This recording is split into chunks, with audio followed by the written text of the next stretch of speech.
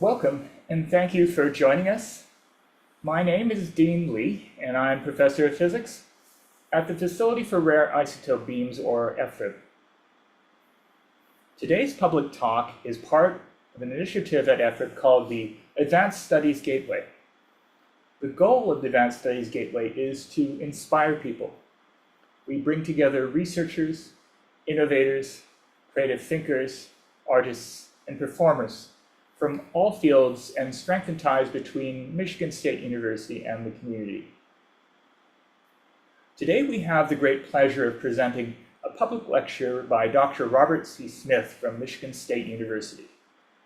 Dr. Smith is a University Distinguished Professor of Medicine and Psychiatry Emeritus at MSU. Smith and his colleagues defined the first evidence-based patient-centered interview published as Smith's Patient-Centered Interviewing, an Evidence-Based Method. They also identified the first evidence-based primary care mental health model published as Essentials of Psychiatry in Primary Care, Behavioral Health in the Medical Setting. Educators use both books to teach medical, nursing, and other healthcare learners in the United States and also internationally. Addressing medicine's resistance to improving training in mental health care, Smith wrote the book, Has Medicine Lost Its Mind?, for a public audience. This book examines the state of mental health care in the United States, why medicine does not prioritize it, what changes are needed, and how the public can advance those changes through political action. If you have any questions during this talk, please type them into the chat or the question and answer dialog box. At this time, it is my great pleasure to introduce Dr. Smith. Dean, thank you. It's a delight to be here. I was at Michigan State when FRIB first started going up, and this is a remarkable thing that we have here. And thanks also to you and your wife for the Advanced Studies Gateway. This is a real service to the community. So let's have an overview here of where I'm going with this talk. We have a worsening mental and physical health crisis. Medicine could easily correct this, but refuses to do so. The public is unaware of this dereliction. We need an informed public to demand change. My mission, and you'll hear more about this as we go, is to inform the public of this problem and prompt them to demand action from their politicians. Now, this may sound negative and critical of medicine, but medicine is not made of bad people. So why don't they change? Keep that question in mind as we go. I have no conflict of interest. I'm too old to be trying to make money, and I'm retired, so I'm not trying to get a publication to get promoted. I'm rather on a mission to change medicine, and it is articulated in my book, Has Medicine Lost Its Mind? You'll hear a brief sampling from that today. Thanks, Dean. You'll hear a sampling from that today. The mental health crisis. Let's dive into this. Mental health problems are the most common health condition in the U.S. They're more common than heart disease and cancer combined. 1/4 of the population every year will have a major mental disorder. That's nearly 100 million people in this country. Yet only 25% of them receive any care whatsoever. And this compares to 60, even 80% of patients with physical diseases who receive quality care. This 25% that's receiving care is for the most part not receiving quality care because it's provided by people like me, a primary care doctor. 75% of all mental health care is provided by untrained doctors like me. Psychiatry and psychology see no more than 12% of all mental health problems. Here's a typical medical school curriculum. Year 1 up there, this is entirely devoted to physical problems, anatomy, histology, a little bit of behavioral sciences. Year 2, budding doctors learn what abnormal looks like, pathology, and so on up there. A little bit maybe of behavioral sciences. Years 3 and 4, they translate this basic knowledge into clinical expertise in, say, internal medicine, allergy, immunology, surgery, urology, what have you. All of these are focused on physical diseases. They do have some time in psychiatry. To show you how disparate is this focus on physical diseases, in the US, total US faculty in medical schools is approximately 200,000.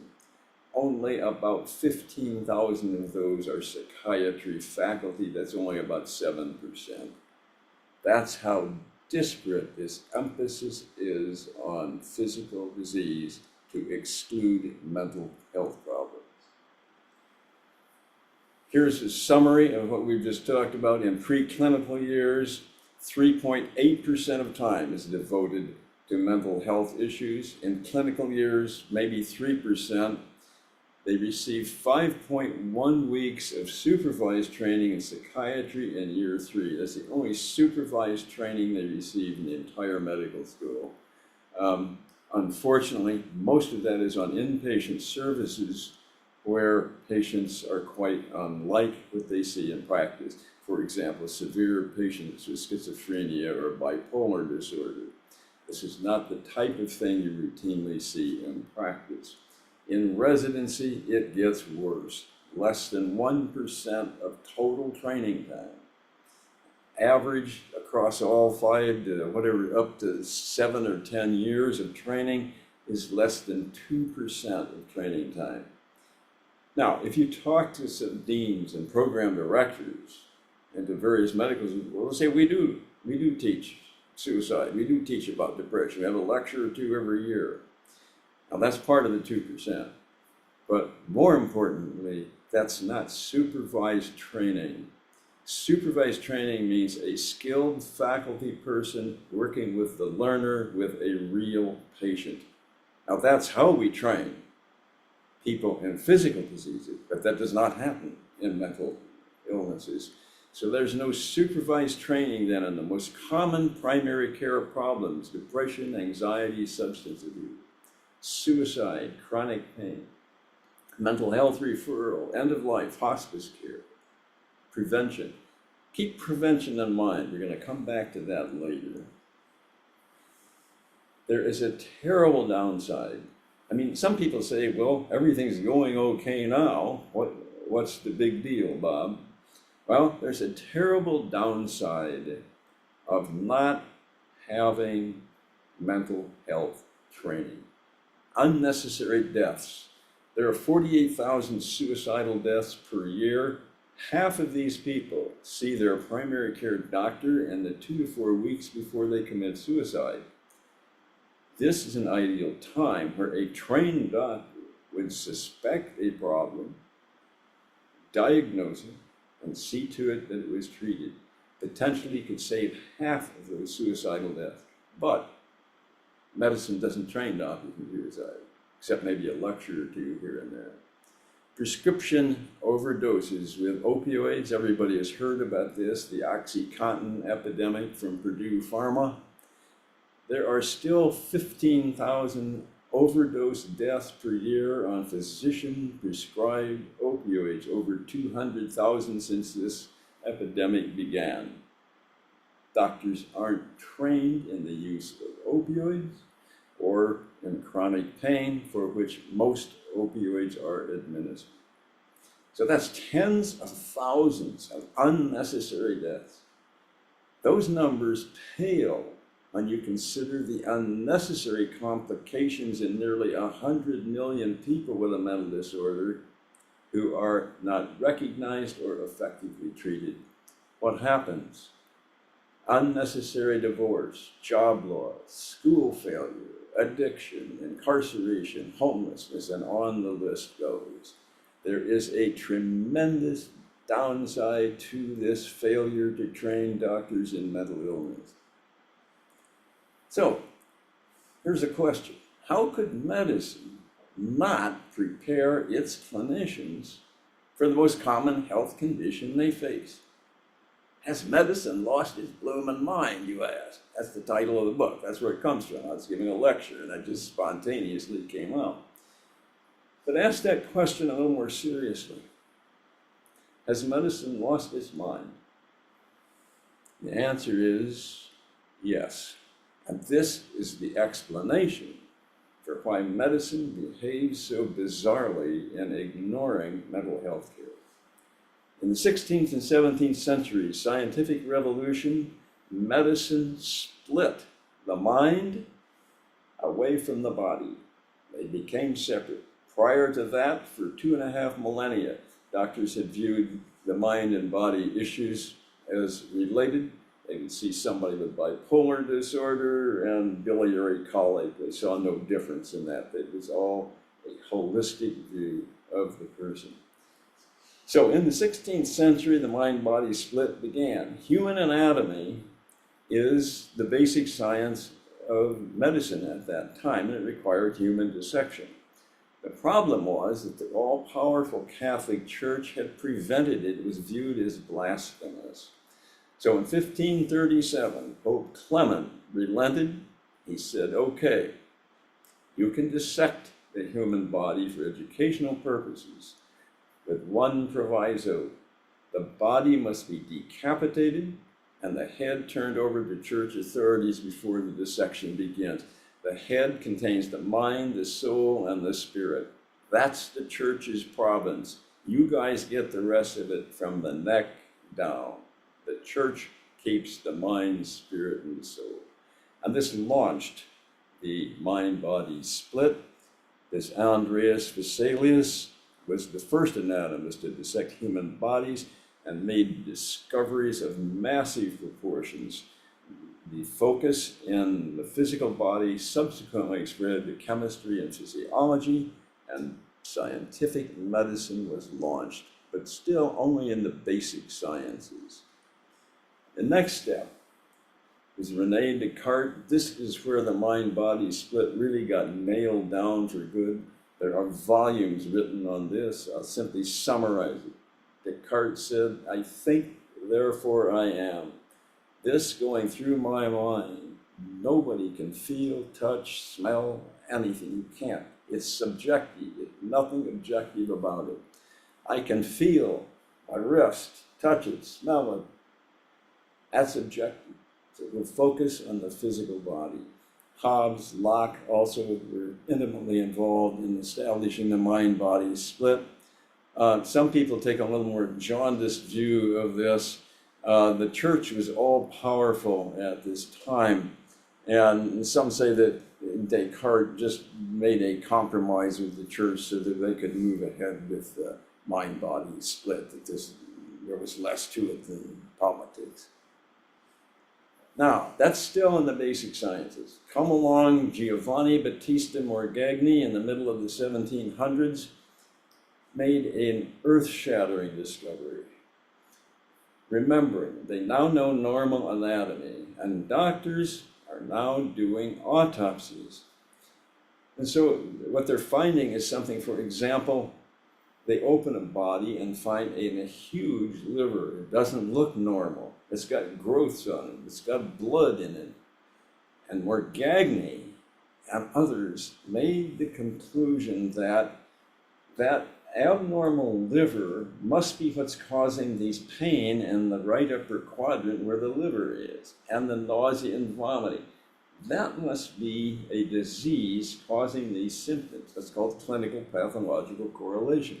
That's old hat to us today. That idea has guided modern medicine ever since. How revolutionary was it, though?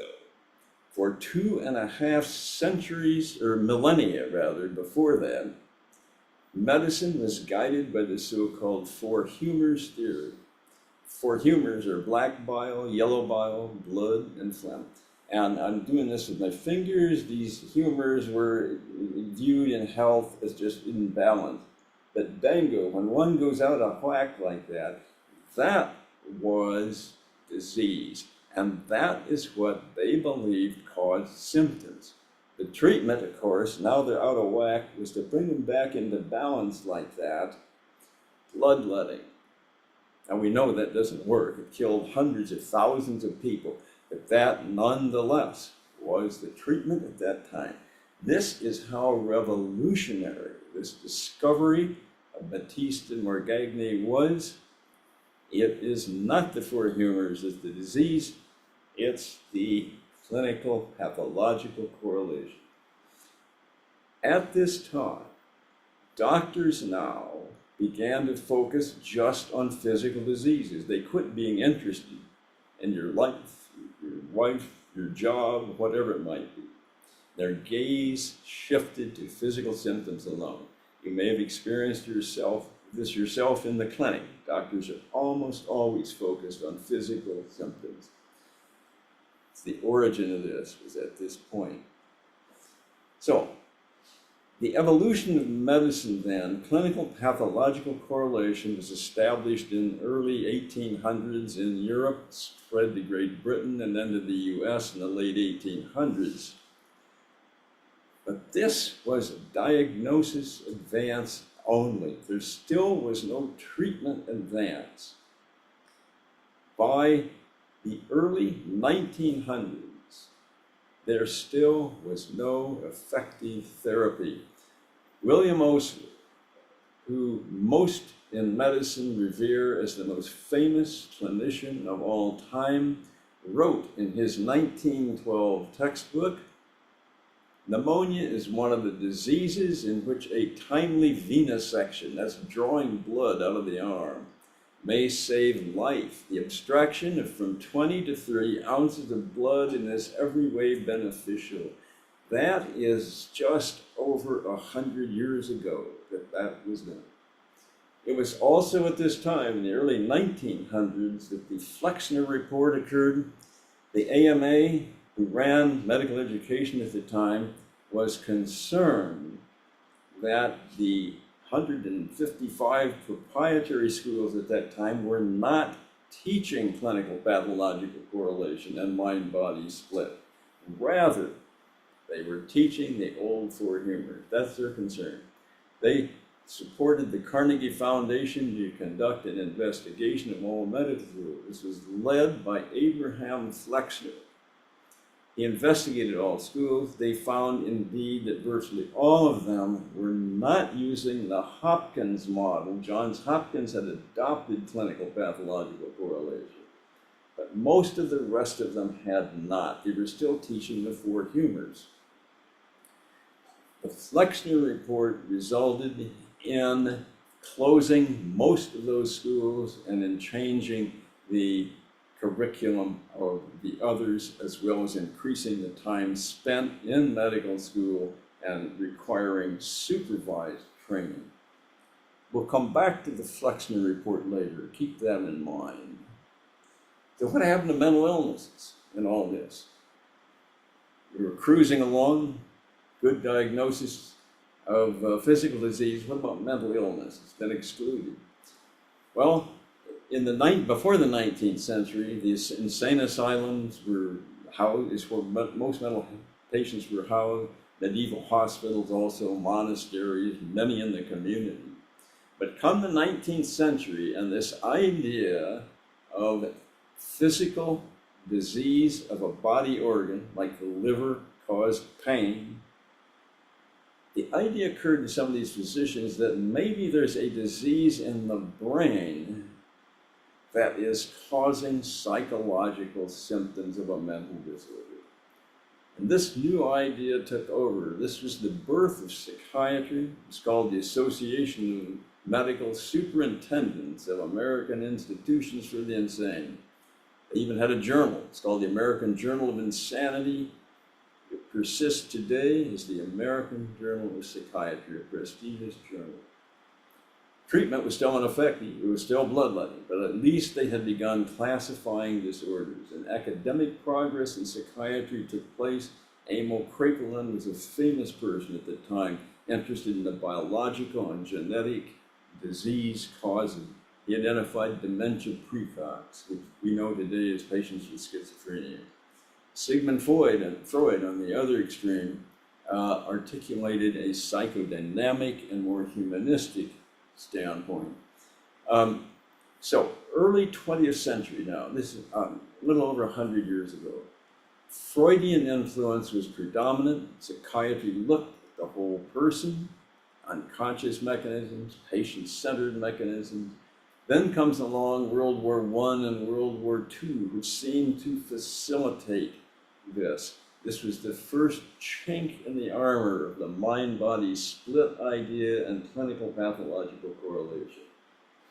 Soldiers, for example, would come back from the front into the hospitals, field hospitals.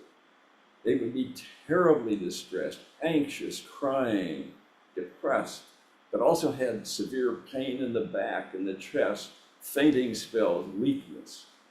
Now their buddy had been killed in battle. They hadn't been. And so doctors would say, I understand why they're anxious and depressed. But what I don't get is there's no disease causing their pain or their fainting. There's no disease there. And so this countermanded this idea of clinical pathological correlation. All physical symptoms did not mean an underlying disease. But this is the start of this failure, of this idea. By the mid-20th century, however, psychiatry reversed course and became very disease-focused. Lithium and chlorpromazine were discovered. They cured, not cured, but greatly controlled bipolar disorder for lithium, chlorpromazine for schizophrenia. This suggests a chemical brain disease. Benzodiazepines were discovered. This then launched psychiatry in what continues to be its modern direction, focused on drugs, the 10, 15-minute drug consultation that people receive. And so modern psychiatry has continued to espouse this idea of some brain disease causing mental disorder, be it genetic, specific brain disease, or chemical mental disease. Notwithstanding that there have been no brain diseases found to account for psychiatric complaints. So, what happened? The mind-body split. We're now moving into the early part of the 1900s. There were some discoveries in the late 1800s, not by medicine, but by the chemical industry: chloral hydrate for sleep, opium and aspirin for pain, nitroglycerin for heart disease, salvarsan for syphilis, quinine for malaria. But now into the early 1900s, antibiotics, penicillin and sulfa were discovered. Infections that previously had killed people in days were now cured. Anesthetics were discovered, chloroform and ether. You could now put someone to sleep in wartime to amputate a leg or to pull a tooth. Previously, they had had to drug these people with alcohol and hold them down screaming while these operations were performed. This was a dramatic event. There were just many more coming then after that, through all of the 1900s. Medications. Many of us taking these medications today have discovered beta blockers, statins, the GLP-1 agonists that now control obesity, vaccinations and immunizations and public health measures. We have controlled measles, mumps, chickenpox, smallpox, what have you. These were former death warrants. They are now eradicated. Surgery. We now transplant hearts, lungs, pancreases. This is a dramatic change and had dramatic benefit. Diagnostic tools. We can now view through a microscope down to molecular and atomic levels. fMRI machines show what it looks like inside the body. These are just a few of the many examples of the tremendous advances made as a result of the mind-body split and clinical pathological correlation. The result, survival increased from 40 years of age in 1900 to nearly 80 years by the year 2000. That is a dramatic change. There had been no impact on life survival from medicine up until that point. This is the pinnacle of medicine. They had controlled or cured acute physical diseases and epidemics. Now, they were still ignoring the psychosocial and mental as a result of their mind-body split orientation. But maybe that didn't make much difference back then because people were dying by the time they were 30 or 40. But the mind-body split was doomed to fail. Its very success bred its failure. People now live longer, as you just heard. And the population that medicine takes care of changed. The acute problems have been eradicated. Now comes mental illness as the most common disorder, but also chronic physical diseases emerged as an also common problem. Now it's obvious how excluding attention to the psychological and social create adverse mental health effects, depression, anxiety, and the like. That's obvious. They're excluding them. But it's not so obvious how chronic physical diseases are harmed. That's medicine's forte, isn't it? That's what we've been talking about. The mind-body split focuses on physical disease. Well, it harms, excluding the psychosocial factors, harms patients with chronic physical diseases. Here are 3 examples of how that occurs. 17% excuse me, of all chronic physical diseases have a co-occurring mental disorder. Depression, anxiety, substance abuse. To treat the disease itself requires that you treat the co-occurring mental disorder. Well, only 12% receive any treatment, and as you can imagine, these are occurring in medical settings. These are all, the treatment that is given is conducted by untrained medical doctors. Number 2, this is an adverse effect of excluding psychosocial factors. These are now not mental illness, but they are lifestyle factors which are psychosocially based and which medicine excludes. Smoking too much, drinking, overweight, not exercising, stress.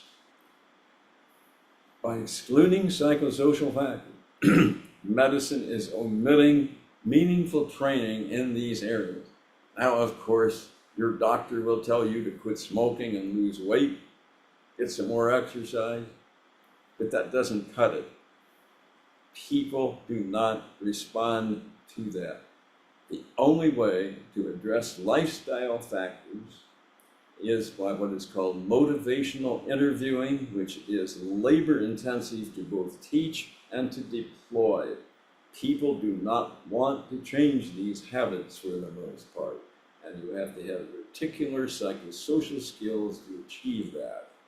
So right now then, somebody comes in with a heart attack, stroke, and all the doctor says is stop drinking and quit smoking. Number 3, lifestyle issues again. These are not mental disorders, but they are lifestyle issues, smoking, drinking, and the like. 80% of all diabetes, cardiovascular disease, heart attacks, strokes can be prevented completely by controlling these lifestyle issues. 40% of all cancer can be prevented. But medicine doesn't do that. Think, if you would, what it would be like if medicine went back 30 years in people's lives when they're in their teens and 20s and treated these adverse lifestyle factors and got people to correct them or got them to never take them on in the first place. You would prevent 80% of all heart disease and diabetes. But medicine doesn't do that. It stops and waits for the disease to happen and then treats it. And so that instead of having a happy, healthy retirement at age 65, patients spend all their time going to the doctor. This does not have to happen. We can prevent this. I'm talking now about the personal patient adverse impact of this. Let's talk about societal impact. In 2025, the annual healthcare expenditure was $5.6 trillion. What if you simply prevented half of all those chronic diseases? You'd save $2 to $3 trillion a year. That's $20 to $30 trillion in 10 years. You want to address the budget deficit? Here's how. You want to fund NIH? Here's how. Free care for everyone, free college for everyone. Here is the money to do that. Let's take a different look. We've talked about the adverse effect on patients and society. Here's an adverse effect on medicine itself.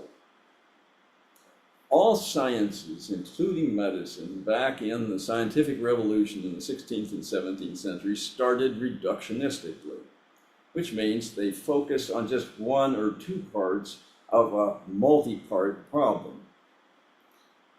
Now, come the early 1900s, beginning with physics, as they transitioned from Newtonian physics to relativity theories and then quantum theory, sciences all changed to a so-called systems perspective. This looks at all parts of a problem and how they interact, not just one part. Only medicine continues this 17th century reductionistic approach of looking at just one part rather than all three parts: physical, psychological, social parts. Medicine still excludes the psychosocial parts. Now, to the extent that all other sciences are correct in their systems theory of science, medicine is by definition non-scientific in its current practices. This is a conceptual and intellectual failure of the worst sort. Medicine has not matured as a science.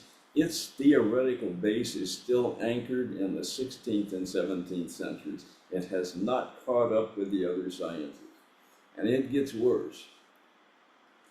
In 1977, a systems view for medicine was described. It's called the biopsychosocial model, which means that psychological and social factors are integrated with the bio or disease part. Medicine gives it only lip service. In spite of the fact that work, and some we did here at Michigan State, but across the country, in spite of the fact that using biopsychosocial principle leads to better health outcomes. So, maybe it doesn't make any difference. What we're doing seems to work okay. Diseases are getting better. What are the benefits of adopting a systems view? Well, we developed relativity and quantum theories, cybernetics, modern ecology, modern biology, mathematics, all adopted this.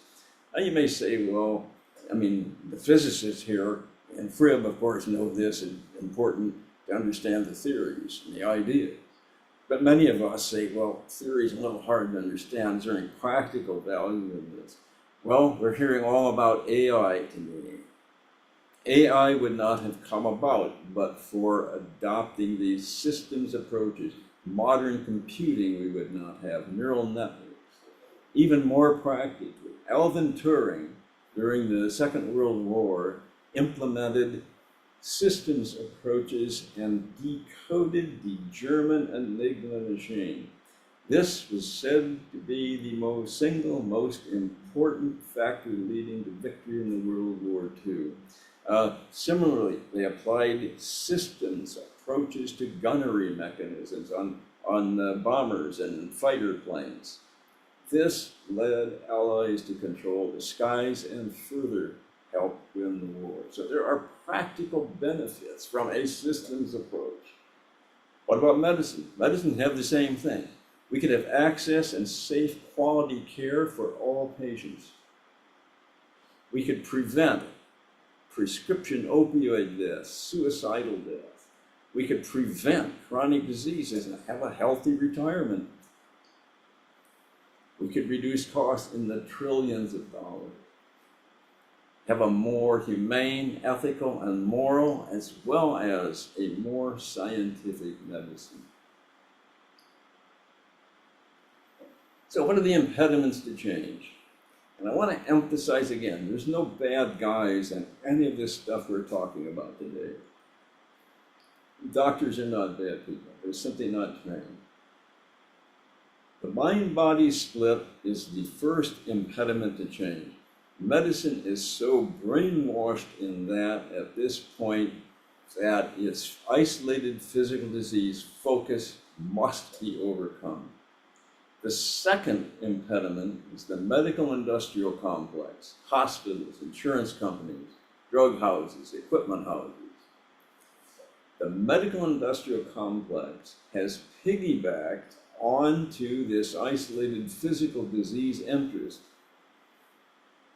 And over the last 50 years or so, have gradually taken control of medicine.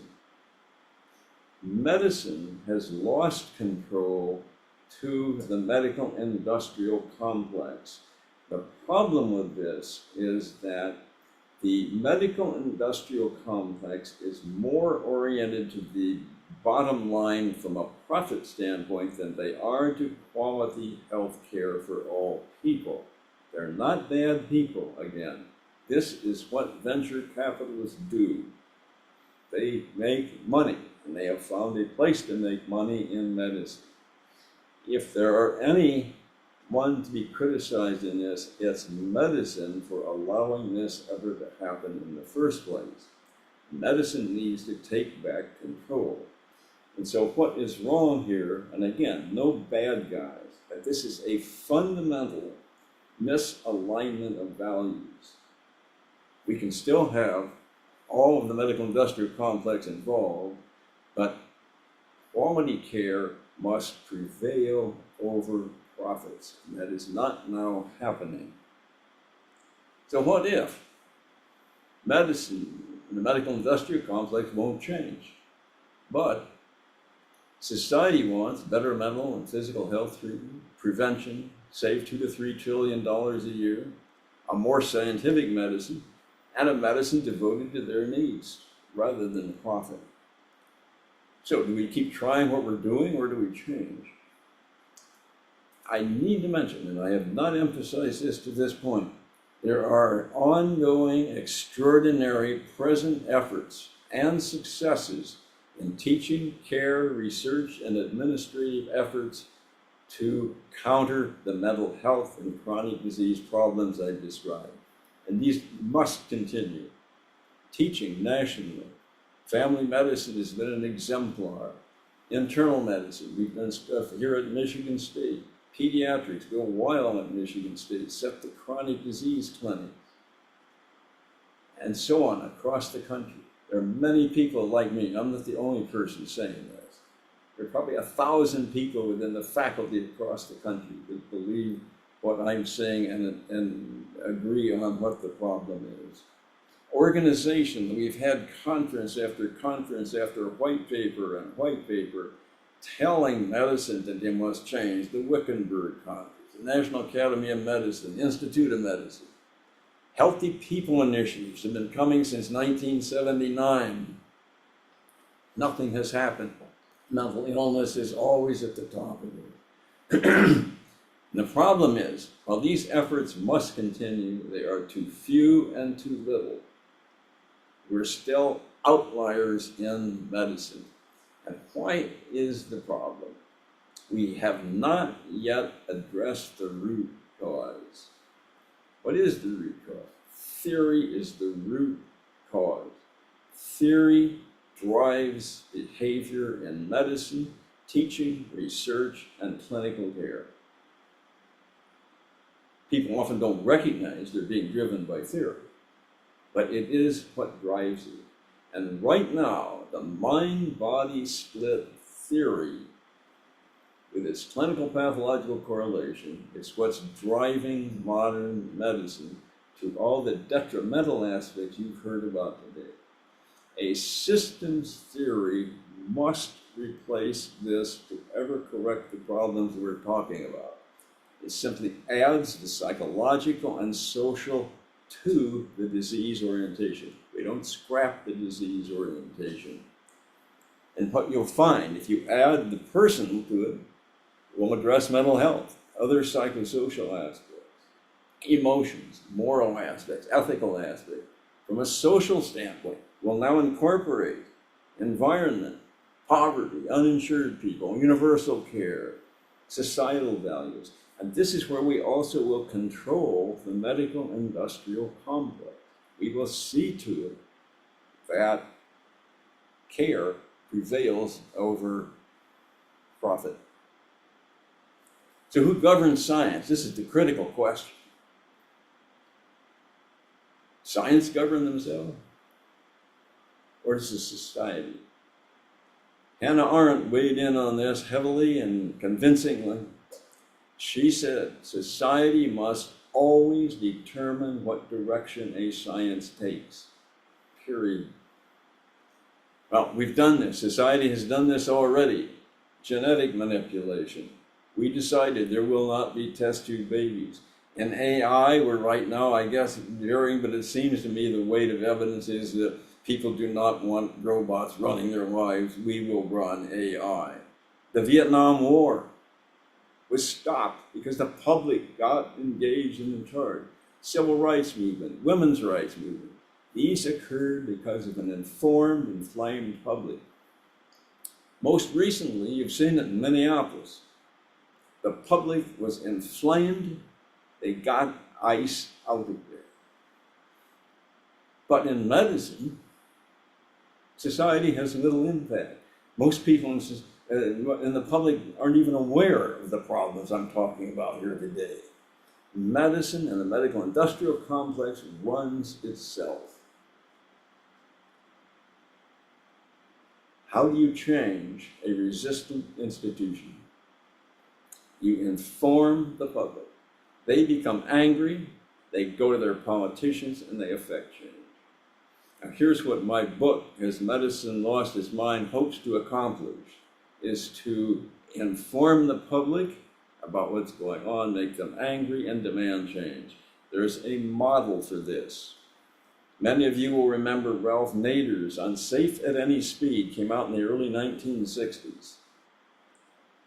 Automobiles at that time did not have seat belts, even though the auto industry had them and knew they worked and saved lives. But they wouldn't put them in, so it would cost them too much money. There were a host of other problems.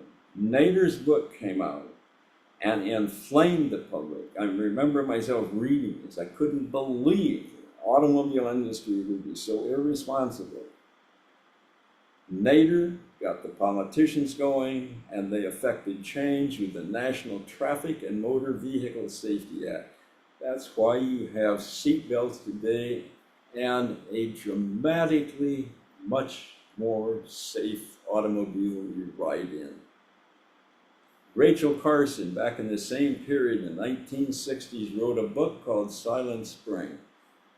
The chemical industry, again, analogous now to the medical industrial complex. The chemical industry was polluting everything it touched. There was DDT in the drinking water. Her book came out, the public is inflamed, they go to their politicians, they got changed. This led to the Environmental Protection Agency, which we have yet today. This is why you don't have DDT in your drinking water and 1,001 other protections. Institutions like medicine will change with public pressure, and they improve as we are discussing today. So, how do you inflame the public? What do you do? Here's my idea.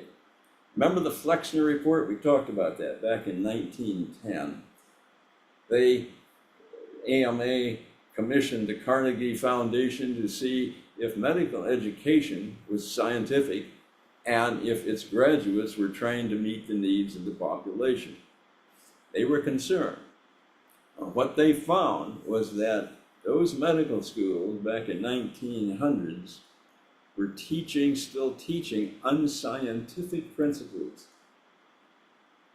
Let's do the same thing today.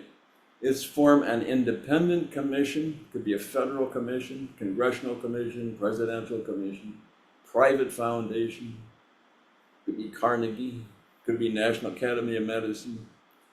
And let's have them examine all medical schools in the US for two things. A, are they preparing their graduates to be effective in mental health, chronic physical disease, and prevention? Number two, are they teaching their medical students and graduates a modern systems-based approach to science? Now, if what I'm telling you today is correct, they will find gross dereliction of duty of modern medicine and medical education. They will then recommend a health system accountability board. This comes from a colleague, Don Berwick, of the Institute of Health Improvement. This would be analogous to the Federal Reserve. Completely independent. It will have patients on this accountability board. They will run all of medicine, much as the Federal Reserve now runs banking. They will have the authority to create and enforce a systems practices in education. There will no longer be 2% of education devoted to mental health. It will be more like 30%. They will have the authority in research. The NIH budget will no longer have less than 10% of it devoted to mental illness. It will be more like 20 or 30%.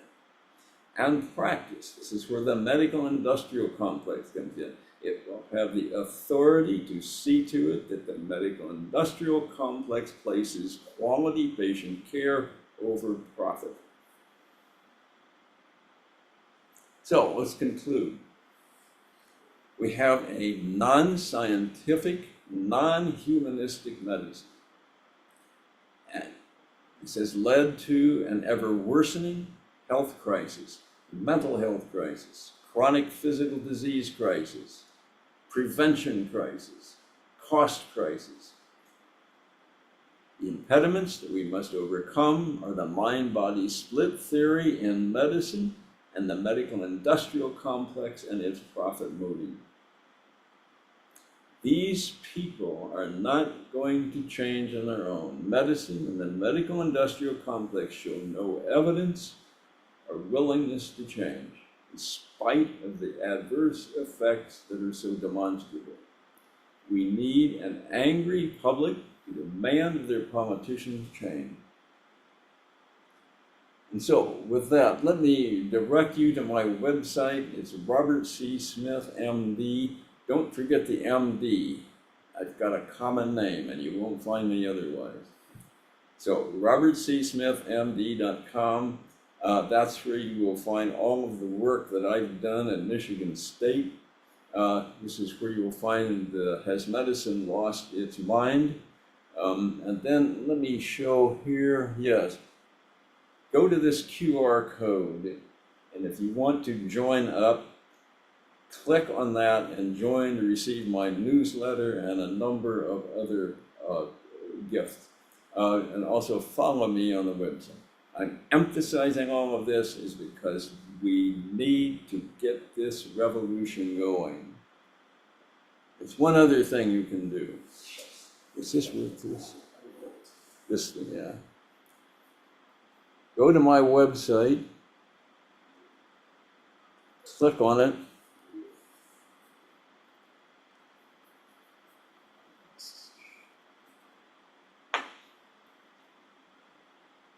Now scroll, we want to scroll down. Scroll, yeah, I see. Shows.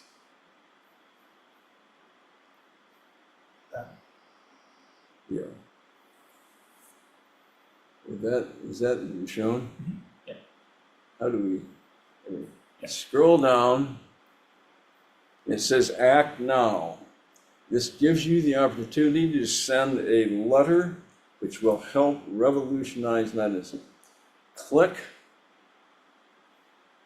on download a sample letter.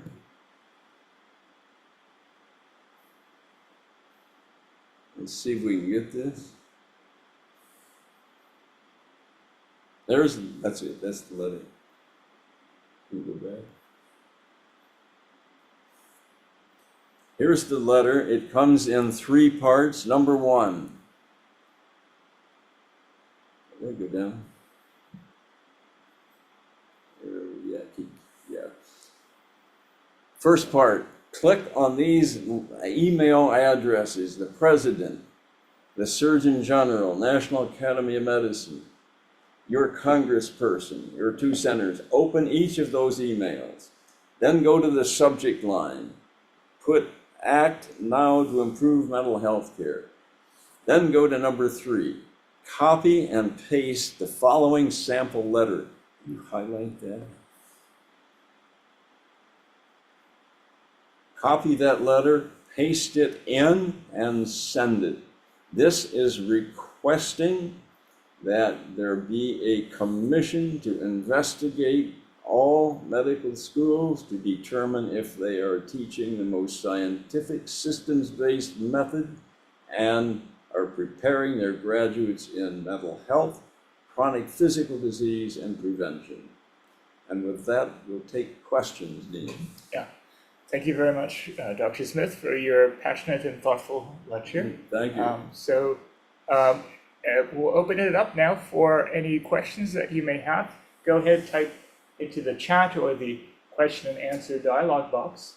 And while we're waiting for any questions from the audience, I can maybe ask the question, is there any country in the world that you think is doing what you want as well as possible? That's a good question, Dean.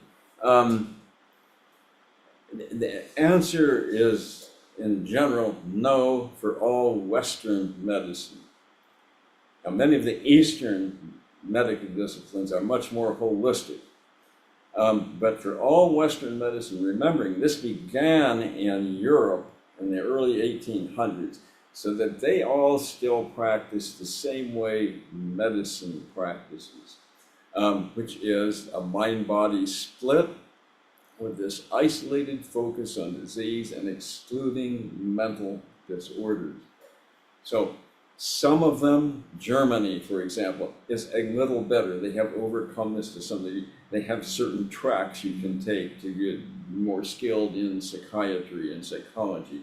But in a general sense, I'm just talking to somebody from Canada, they said they got the same problem. Somebody in Italy said the same thing. And it's a universal problem.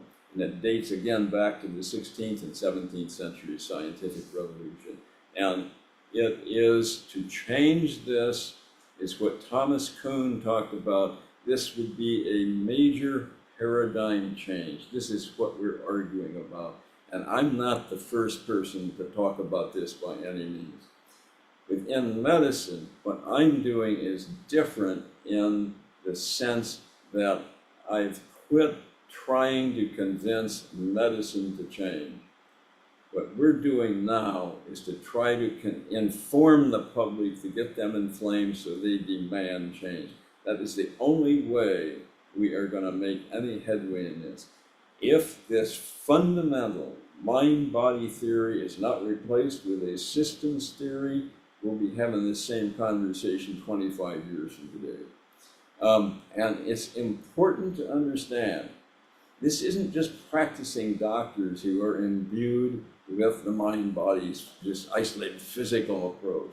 It's our leaders, the dean of every medical school, the leaders of all our organizations, the AMA, the American College of Physicians, and so on, the people who head our educational supervisory agencies, the AAMC governs medical education, the ACGME governs residency education. All of these people are imbued with the mind-body split, isolated physical disease approach. Now, of course, they all are aware of problems like poverty and so on.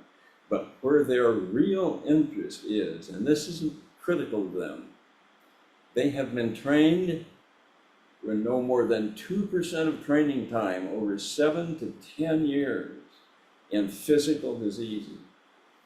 And let's do a thought experiment. I hesitate to say this in physics here because yours are more complex than this one. Let's do a thought experiment. Let's just say, understanding mental health has been excluded from medicine, and nobody much cares in medicine. Let's just say today something came down and we're going to exclude diabetes, cancer, and emphysema from medicine. Take it out, somebody else is going to do it. Medicine would go up and into the streets over such a happening.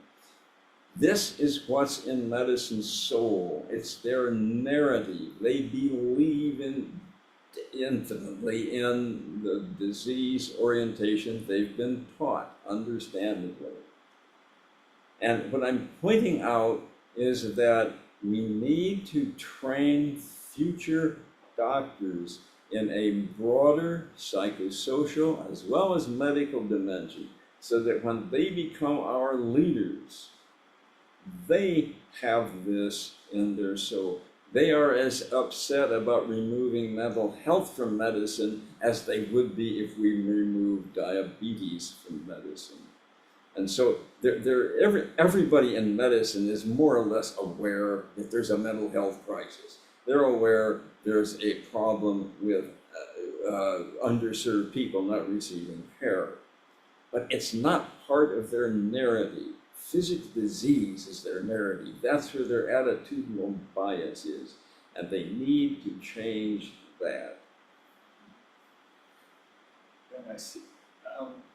Maybe I also ask a question. So this process will take some time to make the change? It will if medicine is the one that's expected to change. Yeah.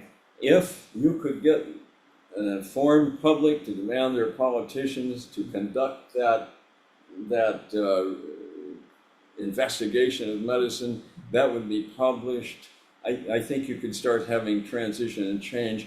You could start educating doctors in mental health immediately, and they'd be graduating in 4 or 5 years. And you, in a short order, 5, 10 years, I think would start having massive changes in this. And it isn't just mental health care. It's more this intrinsic belief in the humanistic value of people. It's not just, we're not just physical diseases, we're people. And that's what's being overlooked right now. Doctors are not bad people, they're just not trained to appreciate the psychosocial dimensions. Now, let's say there's a primary physician out there who wants to do something locally, before all these changes happen, what could they do? Yeah, that's a good question, and yet there are a few places that conduct training. There is one by Dr. McCarran in San Diego, I believe it is. They actually have a course doctors can take over a year or two and have supervised. They can then beef up that way. Doctors can also, read up on things. They can go to conferences that discuss this, and there are plenty of those available. The problem is that mental health care is as complex or more complex than physical diseases, and you can't expect them to all of a sudden become skilled in mental health by a few weekend courses or a half a year course somewhere as compared to if they were trained in it for 7 to 10 years. And so I think it would be a mistake in the big picture of correcting the mental health problem to think that you're ever going to do remedial training in existing doctors. I think what they have done, existing doctors have done a remarkable job. They have gone to courses, they have taken these things, they have read up on it, and they have embraced, many of them, not all by any means, but have embraced mental health and have tried their best to do it. And so all these current efforts must continue. They're valuable and they're good. It's just that none of them address the fundamental error of the wrong theory. This mind-body theory must be eradicated, and they must go to a systems approach. Then doctors will graduate with the narrative, with their soul, as it were, oriented toward the whole patient, not just toward the physical aspects of the patient. Well, thank you very much, Dr. Smith, for your passion, your thoughtfulness, and advocacy. And thank you, everybody, for joining me this weekend. We really appreciate you. So have a great rest of your weekend, everybody, and take care.